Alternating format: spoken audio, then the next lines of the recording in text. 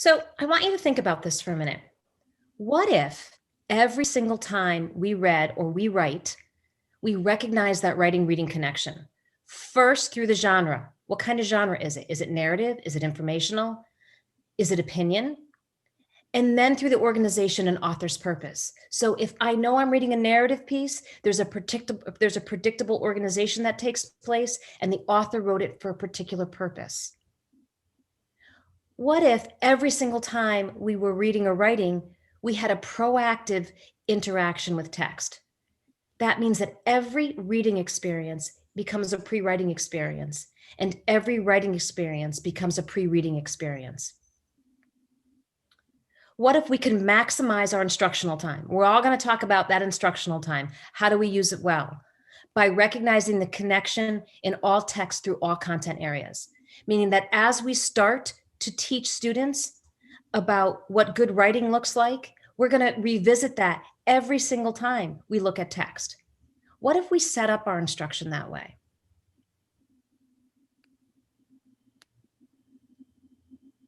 And that's really what our Foundations of Literacy is all about. And so what I want you to take a moment and think about, take a look at what we have here on the slide, our Venn diagram. And I want you to think about this in terms of all of the text we have in front of our students. And really what we want to do here is, for those of you who are familiar with Empowering Writers, and I know many of you are, you know that we spend the first good 5 or 6 weeks of school analyzing and annotating text. We spend a lot of time looking at text, author's purpose, how is it, why did the author write it? How is it organized? What's the graphic organizer? How can I summarize that? And all of us as Empowering Writers trainers always get the question, when are we going to write? Or why do we have to spend so much time annotating and analyzing? When are we going to get to actually putting our pencil to paper?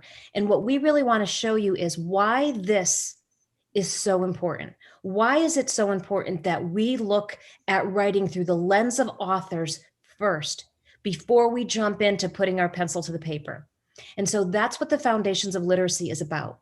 And here's what I want you to think about as we walk through our presentation today.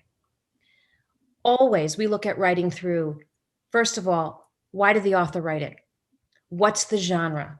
How is it organized? What graphic organizer did the author use to develop this piece?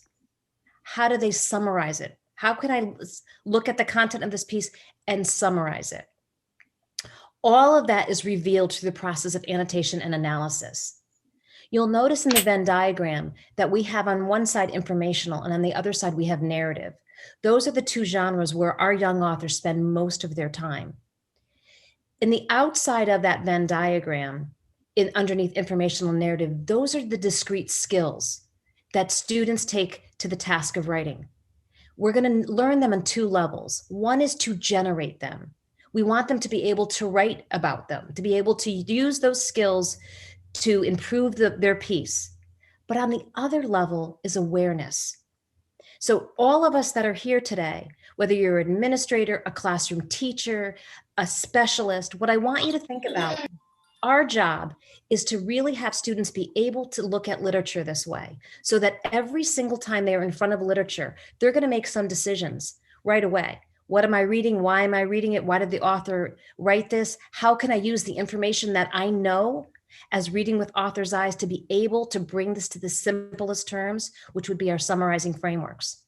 On the far right and the far left of the slide, you see our organizational frameworks.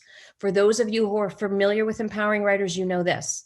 We all agree on one framework for informational writing and one framework for narrative writing. It's modified in K&1, but it takes them all the way through the grade levels.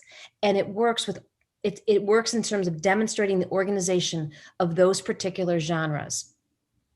So as we move forward and look at how we utilize this and why this is so important for our students to understand how writing is put together in order to be able to reproduce it and respond to it, I want you to keep in mind this particular graphic organizer, and we're going to circle back to it in a minute.